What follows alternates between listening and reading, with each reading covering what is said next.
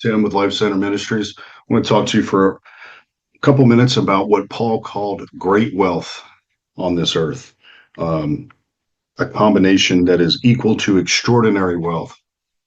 Paul is talking to Timothy, writing a letter to Timothy, First Timothy chapter 6, verse 6. Paul says, I'm in the New Living Translation here, through godliness with contentment is itself great wealth. After all, we brought nothing into this with us when we came into this world, and we can't take anything with us when we leave it. Verse 8. So if we have enough food and clothing, let us be content.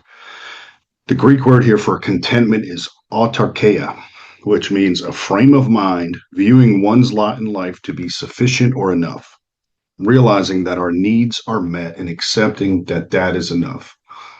Paul talked about being content with a little and having more and being content with wherever God puts us in life. Paul also talked about rejoicing and being grateful no matter what situation we were put in life. And that stems from faith. When we trust God, we can do that. If I don't put my trust in God, I start looking at circumstances and I can become ungrateful real quick.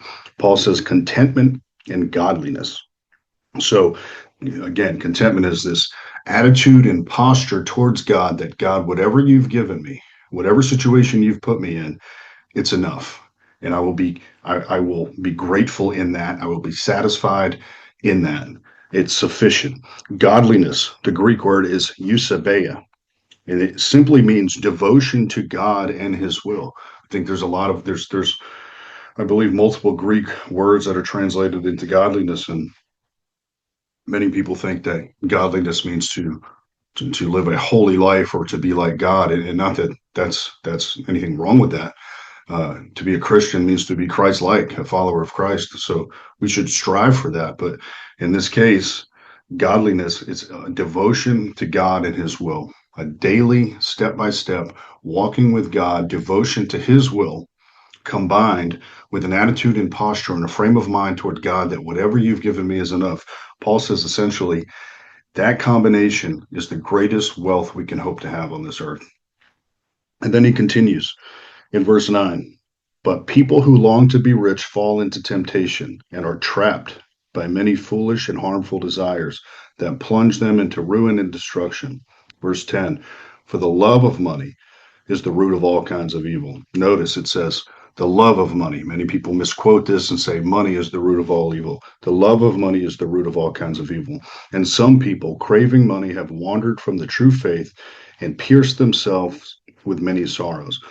So this word long to be, he says, for those who long to be rich, this is the Greek word bolemai, which means to make it one's will or purpose.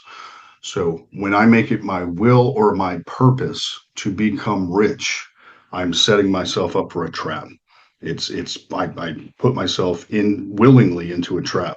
So longing to be materially wealthy is like literally and willingly putting myself in a trap that leads to ruin. And verse 10, he says, for the love of money is the root of all kinds of evil. The Greek word root is rhiza, Rhiza. And it means the cause, the source, the starting point, which grows like a strong tree with branches. So the love of money is a root that turns into a tree and it integrates every single part of my life when it gets rooted. And then so that's the word rhiza is translated the Greek word for root, the love of money.